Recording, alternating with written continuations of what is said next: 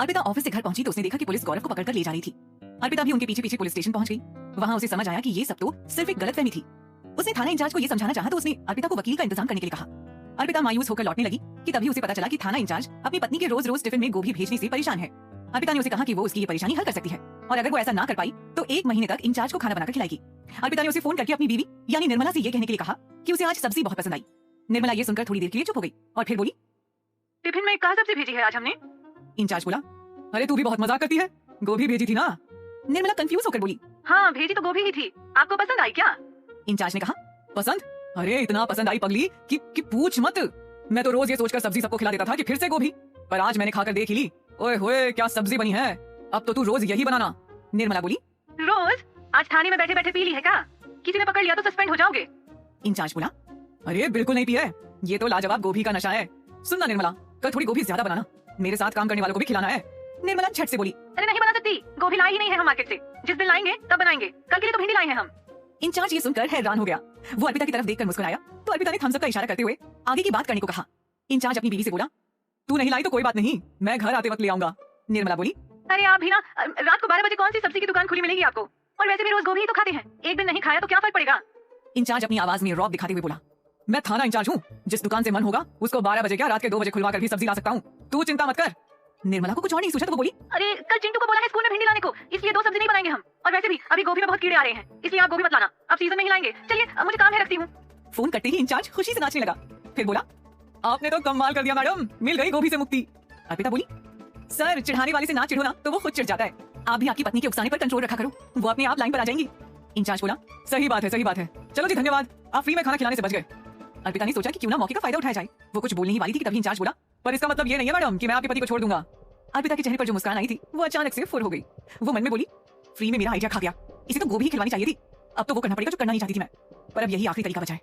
अर्पिता बाहर निकल गई। थोड़ी देर बाद एक कांस्टेबल अर्पिता को बाहर बुलाने आया। अर्पिता जल्दी जल्दी अंदर गई तो उसे देखते ही इंचार्ज बोला, कमला दीक्षित मैडम का फोन आया था, मैडम आपने बताया क्यों नहीं कि आप ही कोयल मल्होत्रा हो, आपने मेरी परेशानी का हल बताया, मुझे तभी समझ जाना चाहिए था। सॉरी सर, मुझे मैम से कहलवाना पड़ा, पर मेरे पास और कोई रास्ता नहीं था, और मुझे किसी का फेवर लेना पसंद नहीं है, लेकिन मेरे हस्बैंड ने सच में कुछ नहीं किया है। इंचार्ज बोला, देखिए कमला मैडम ने आपकी और आपके पति की गारंटी ली है, इसलिए मैं अभी तो इन्हें घर जाने दे रहा हूँ, लेकिन इसका मतलब ये नहीं है कि केस खत्म, ये उस आदमी के बयान पर डिपेंड करेगा जिसने धमकी दिलवाई थी। हम उसे ढूंढ रहे हैं और वो शायद कल सुबह पकड़ में भी आ जाएगा, तो जरूरत पड़ी तो दोबारा यहाँ का चक्कर लग सकता है आपका और आपके पति का भी। अर्पिता बोली, thank you so much sir, मैं आपसे वादा करती हूँ कि अगर मेरे हस्बैंड ने सच में ऐसा किया होगा ना तो मैं खुद उन्हें आपके हवाले कर दूंगी, और अब तो आप मेरा एड्रेस और ऑफिस सब जानते हैं, आप मेरा फोन नंबर भी ले लीजिए। बस आपसे रिक्वेस्ट है कि किसी के सामने मेरे कोयल होने की बात मत बताइएगा, मेरे हस्बैंड के सामने भी नहीं, कोई नहीं जानता है, वो भी नहीं। इंचार्ज बोला, ठीक है मैडम, किसी को नहीं पता चलेगा, अभी आप लेकर जाइए अपने हस्बैंड को, एंड थैंक यू गोभी से मेरा पीछा छुड़ाने के लिए। फिर इंचार्ज ने कांस्टेबल से गौरव को लॉकअप से बाहर लाने के लिए कहा। गौरव बाहर आया तो इंचार्ज बोला, बहुत लकी हो आप जो मैडम जैसी पत्नी मिली है, अरे इनकी वजह से ही घर जा रहे हो आप। गौरव को कुछ समझ नहीं आ रहा था, पर वो इंचार्ज को थैंक यू बोलकर बाहर निकल गया। घर लौटते समय काफी देर तक दोनों चुप बैठे रहे। तब अर्पिता बोली, अब कुछ बोलोगे भी? गौरव बोला, तुमने कैसे बचाया मुझे, वो पुलिस स्टेशन में इंचार्ज क्या बोल रहा था? अर्पिता बोली, मैंने किसी हाई पोस्ट वाले पुलिस वाले से फोन करवाया था, उन्होंने गारंटी ली है तुम्हारी। गौरव चौंक कर बोला, तुम पुलिस वालों को कब से जानने लगी? अर्पिता बोली, हमें टेटपुंजा समझा तुमने, बहुत ऊंचे ऊंचे लोगों तक पहुंचे हमारी, प्यूरीफायर की वजह से मिले थे हम उनसे एक बार, तो अच्छी जान पहचान हो गई। गौरव बोला, इन लोगों से ज्यादा जान पहचान अच्छी नहीं होती है, जरा बचकर रहना, अपने काम पर ध्यान दो। अर्पिता मन में बोली, कितना एहसान फरामोश आदमी है ये, थैंक यू बोलने की जगह लेक्चर दे रहा है हमें, कुत्ते की तुम। थोड़ी देर के लिए दोनों फिर चुप हो गए। अर्पिता बोली, वैसे तुमने उस आदमी को धमकी क्यों दी? गौरव ये सुनकर सकपका गया और बोला, मैंने किसको धमकी नहीं दी, देखा नहीं तुमने, ये कोई और आदमी था। अर्पिता बोली, वो तो समझ गए हम, लेकिन तुम चुपचाप पुलिस के साथ चले गए, सॉरी कर रहे थे, मतलब कुछ तो किया ना, वो तो किस्मत अच्छी थी तुम्हारी कि ये कोई और आदमी निकला, तुमने किसको धमकी दी थी फिर? गौरव झुंझलाकर बोला, रोहित को, तुम्हारे रोहित को। अर्पिता चौंकने का नाटक करते हुए बोली, क्या, पर क्यों, उसने क्या बिगाड़ा है तुम्हारा? गौरव बोला, क्योंकि तुम्हारा बॉयफ्रेंड है वो।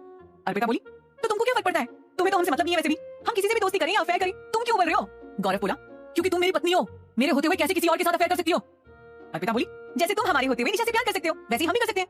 गौरव ये सुनकर चुप हो गया, लेकिन फिर गुस्से में बोला, मैं उसे पहले से प्यार करता था और अब वो जिंदा नहीं है, मैं तुम्हें धोखा नहीं दे रहा हूँ एक्स्ट्रा मैरिटल अफेयर करके, जब तक मैं हूँ तुम किसी और के बारे में नहीं सोच सकती।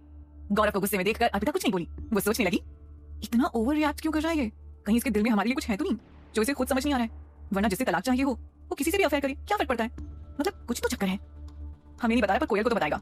घर पहुंचती अर्पिता बोली, तुम ऊपर चलो, हम आते हैं 10 मिनट में, पुलिस के कारण से दिमाग भरना गया है हमारा, थोड़ी ताजा हवा खाकर आते हैं। गौरव ठीक है बोलकर जैसे ही ऊपर गया तो अर्पिता ने कोयल वाले नंबर से गौरव को फोन लगा दिया। गौरव फोन उठाते ही बोला, हेलो कोयल, तुम्हें फोन करने वाला था मैं, आज तो बहुत बड़ी प्रॉब्लम हो गई थी कोयल। अर्पिता बोली, ऐसे काम करते क्यों जो प्रॉब्लम में पड़ जाते हो, क्या हुआ बताओ?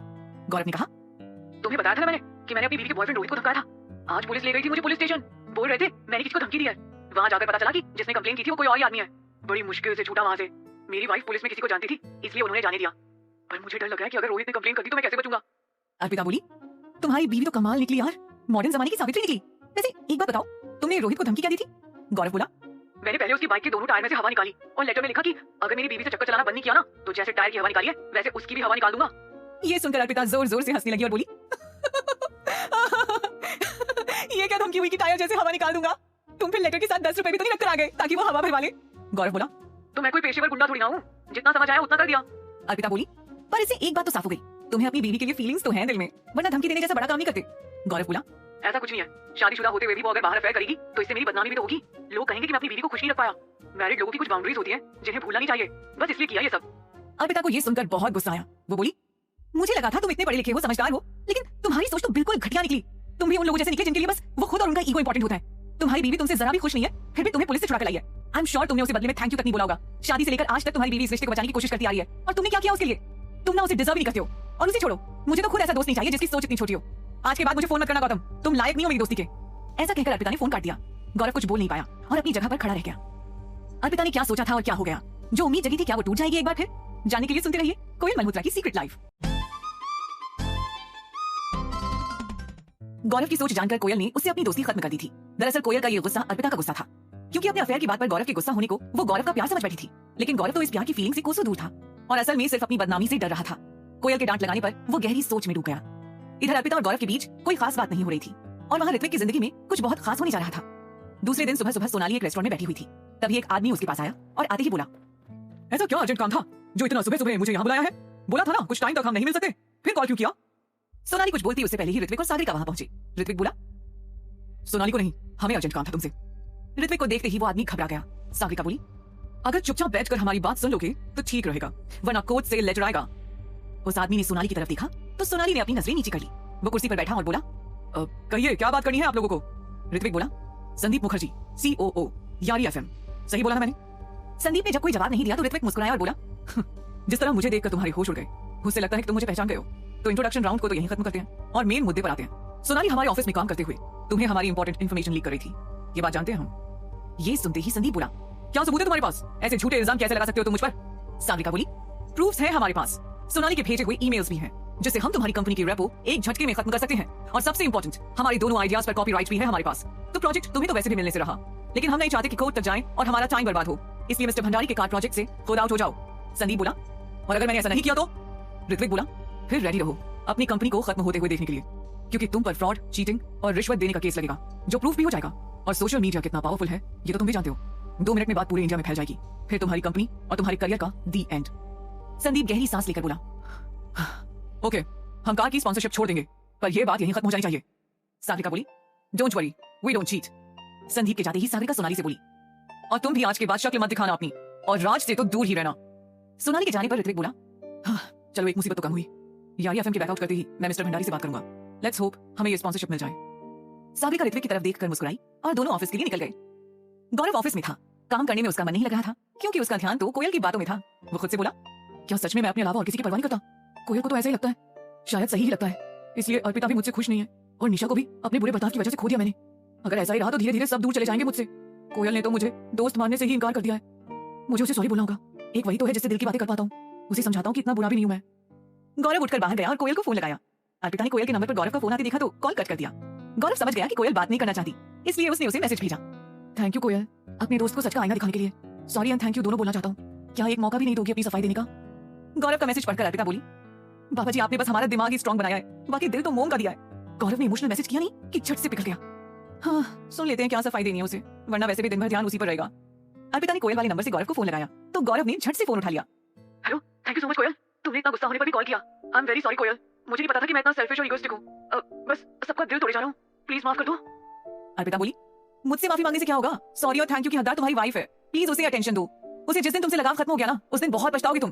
प्यार के बदले प्यार देने वाले बहुत मिलते हैं, लेकिन बिना कुछ मांगे प्यार देने वाले किस्मत से मिलते हैं, इसलिए उसकी वैल्यू करो। गौरव बोला, मैंने पहले भी कोशिश की थी कोयल, लेकिन तुम्हें भी पता है कि कुछ नहीं हुआ, पर मैं फिर से कोशिश करूंगा। इस बार मेरी वाइफ को वो रिस्पेक्ट दूंगा जिसकी वो हकदार है। अर्पिता बोली, क्या हर समय मेरी वाइफ मेरी बीवी करते रहते हो? उसका कोई नाम नहीं है क्या, या बताना नहीं चाहते? गौरव बोला, अर्पिता नाम है उसका। अर्पिता बोली, नाम तो ठीक ही है, और इतना हक से मेरी वाइफ बोलते हो तो उसे वाइफ जैसा फील भी करवाओ, ठीक है?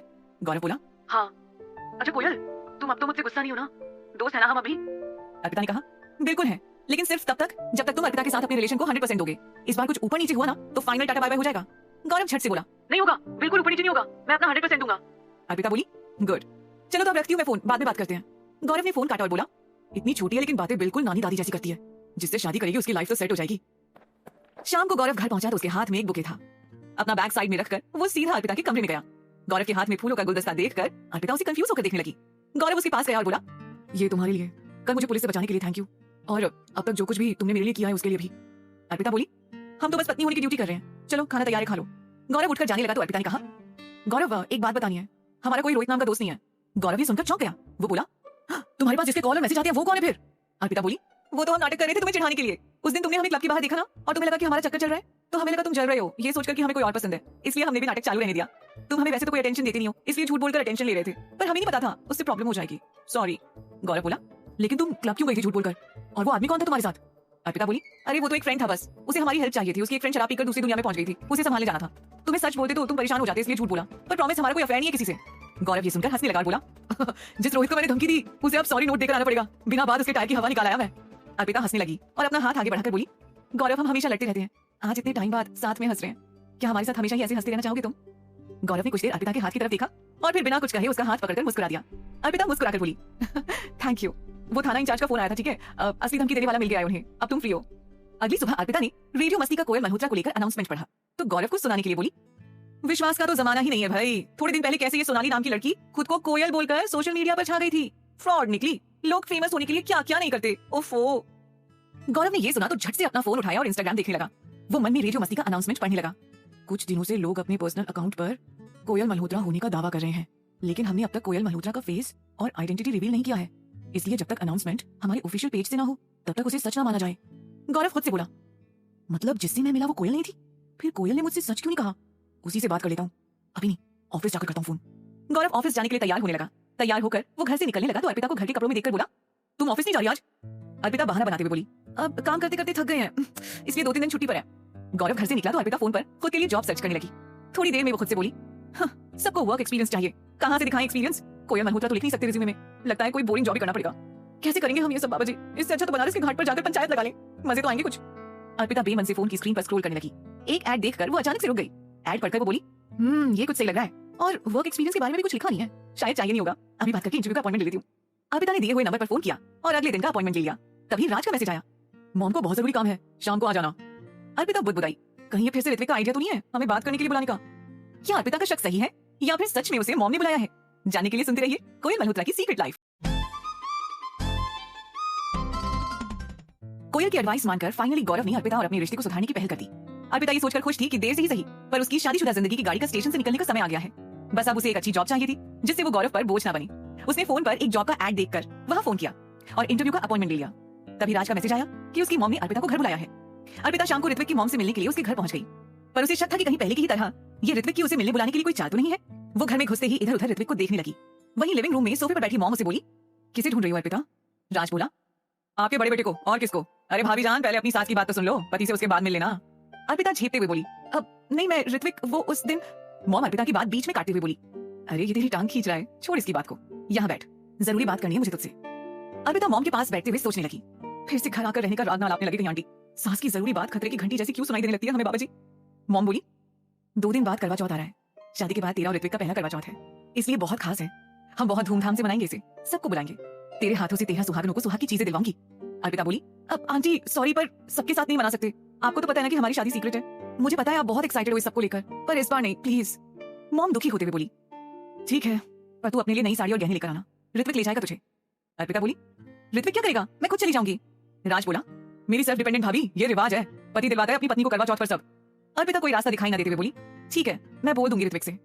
मॉम बोली, हाँ तो अभी बोल दे, अपने कमरे में ही है वो, और ये सेब भी ले जा, उसके लिए काटा था मैंने, तू भी खा लेना। अर्पिता सेब लेकर ऋत्विक के कमरे में जाते हुए सोचने लगी, अब तो हद ही होगी बाबा जी, नकली पति के लिए असली करवा चौथ का फास्ट भी रखना पड़ेगा। वैसे तो फास्ट तो हम गौरव के लिए भी रखेंगे, लेकिन एक साथ 2 जगह कैसे रहेंगे, ना चाहते हुए भी गौरव से झूठ बोलना पड़ेगा। अर्पिता ऋत्विक के कमरे में घुसी तो उसके हाथ में फ्रूट्स की प्लेट देखकर ऋत्विक उसे छेड़ते हुए बोला, पति की सेवा करके पुण्य कमाने में लगी हो हाँ? करवा चौथ के बारे में सोचकर पहले से ही परेशान हो रही अर्पिता ये सुनकर और चिढ़ गई। वो झुंझलाकर बोली, तुमने हमें बोला था कि आंटी को हमारी शादी का सच बता दोगे, कब बताओगे? ऋत्विक अर्पिता को परेशान देखकर बोला, तुम्हारा मूड खराब है, क्या हुआ?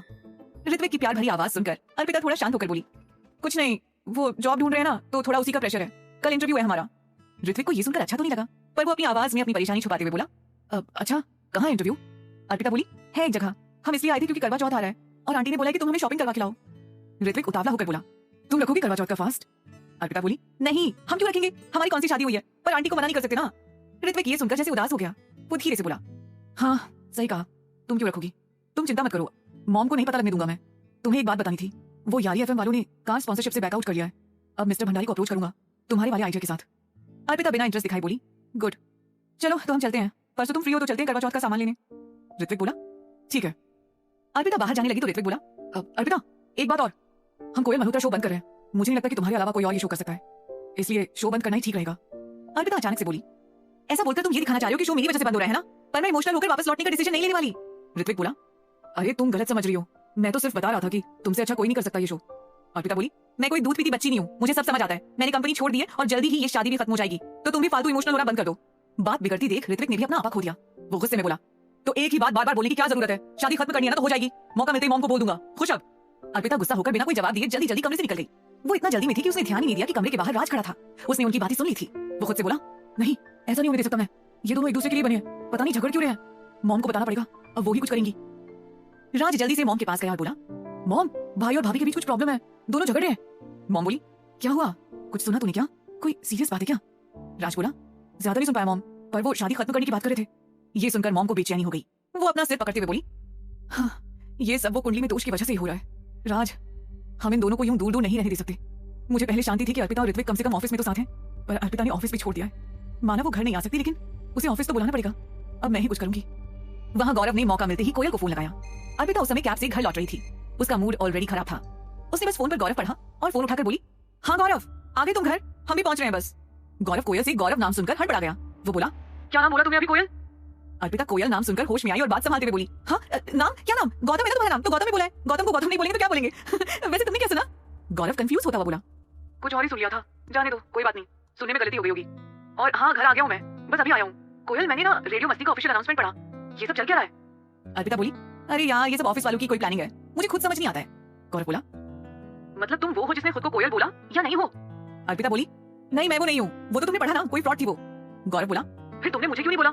उस दिन जब वो लड़की बाहर मिली थी तब तुमने कहा था कि तुम ही थी, और अपनी कोलीग की वजह से मुझसे बात नहीं की। ये सब बहुत कंफ्यूजिंग है कोयल यार, तुम हो कौन? अर्पिता बोली, मैं कोयल मल्होत्रा हूँ, असली कोयल मल्होत्रा, वो लड़की फ्रॉड थी। कंपनी ने स्ट्रिक्ट इंस्ट्रक्शंस दिए हैं कि कोयल से रिलेटेड कोई बात आउट ना हो, इसलिए मैं कोई एक्स्ट्रा इन्फॉर्मेशन नहीं दे सकती तुम्हें। देखो तुम्हारे सामने कोयल बनकर चाहे कोई भी आई हो, लेकिन फोन पर हमेशा तुम्हारी असली कोयल से ही बात हुई है। आई एम सॉरी, मैं तुम्हें कंपनी की इंटरनल बातें बता नहीं सकती हूँ, जॉब का सवाल है ना। गौरव बोला, ये किस तरह के दोस्त हैं हम, तुम मुझसे सच भी नहीं बोल सकती हो। अर्पिता बोली, ट्रस्ट मी गौतम, दोस्ती झूठी नहीं है, बस मैं कंपनी की टर्म्स एंड पॉलिसी से बंधी हुई हूँ। जिस दिन इससे आजाद हुई ना, सबसे पहले सारा सच तुम्हें बताऊंगी, आई प्रॉमिस। पर तब तक अपनी इस दोस्त पर विश्वास रखो। गौरव बोला, ठीक है, मैं इंतजार करूंगा उस दिन का। अर्पिता ने थैंक यू कहा और फोन रखकर खुद से बोली, झूठ नहीं बोल रहे हैं गौरव, तुम्हें सारा सच बताना चाहते हैं, अपना कोयल का, लेकिन एक सही मौके का इंतजार है। अब जब तुम सब ठीक करना चाहते हो तो हम भी उसमें तुम्हारा साथ देंगे, और सबसे पहले ये झूठ वाली लाइफ का दी एंड कर देंगे, फिर बस हम दोनों और हमारा सच्चा रिश्ता। अगले दिन अर्पिता इंटरव्यू देने के लिए एड में दिए हुए एड्रेस पर पहुंच गई। जब उसे अंदर बुलाया गया तो उसने मन ही मन बाबा जी को हाथ जोड़े और फुल कॉन्फिडेंस से अंदर गई। उसने बैठते ही अपना रिज्यूमे इंटरव्यूअर को पकड़ाकर उसका चेहरा देखा। इंटरव्यूअर अर्पिता का रिज्यूमे पढ़ते हुए बोला, हाय अर्पिता, आई एम नकुल श्रीवास्तव, आपने यहाँ अपना वर्क एक्सपीरियंस मेंशन नहीं किया। अर्पिता ये सुनकर चौंक गई। वो बोली, सर वर्क एक्सपीरियंस तो नहीं है मुझे। नकुल अर्पिता की फाइल बंद करते हुए बोला, सॉरी अर्पिता, पर मुझे सेल्स एग्जीक्यूटिव की इस पोस्ट के लिए कोई एक्सपीरियंस कैंडिडेट चाहिए। Thank you for coming and all the best. Arpita बोली, सर पर आपके एड में वर्क एक्सपीरियंस के बारे में कुछ नहीं लिखा था, और अगर एक बार मुझे समझ आ जाएगा कि करना क्या है तो मैं आराम से कर लूंगी। नकुल हैरान होकर बोला, ओह मैंने एड पर ध्यान नहीं दिया, एक मिनट। हाँ। नकुल ने एड चेक किया और माफी मांगते हुए बोला, I am so sorry, there is some printing mistake. तुम्हारा टाइम वेस्ट करने के लिए सॉरी। एक्चुअली अर्पिता ये कंपनी एक स्टार्टअप है और मुझे इसे आगे बढ़ाने के लिए कुछ एक्सपीरियंस लोगों की जरूरत है। I am sorry. अर्पिता बोली, सर ये आपका पहला स्टार्टअप है? नकुल बोला, हाँ पर क्यों? अर्पिता बोली, सर प्लीज बुरा मत मानिएगा, लेकिन आपका भी खुद की कंपनी चलाने का ये पहला चांस है। अगर इस फील्ड में आपका एक्सपीरियंस जो कि जीरो है वो देखकर कोई इन्वेस्टमेंट के लिए तैयार नहीं होता, या फिर कोई भी आपकी कंपनी ज्वाइन नहीं करना चाहता, या फिर सारे कस्टमर्स आपकी सर्विस लेने से मना कर देते, तो आप ये कंपनी चला पाते? नकुल अर्पिता को सवालिया नजरों से देखने लगा। इंटरव्यू देने गई अर्पिता ने तो इंटरव्यूअर से ही पूछ लिया है सवाल, मिलेगा उसे कोई जवाब या भारी पड़ जाएगा उस पर उसका ही सवाल? जानने के लिए सुनते रहिए कोयल मल्होत्रा की secret life, only on pocket FM.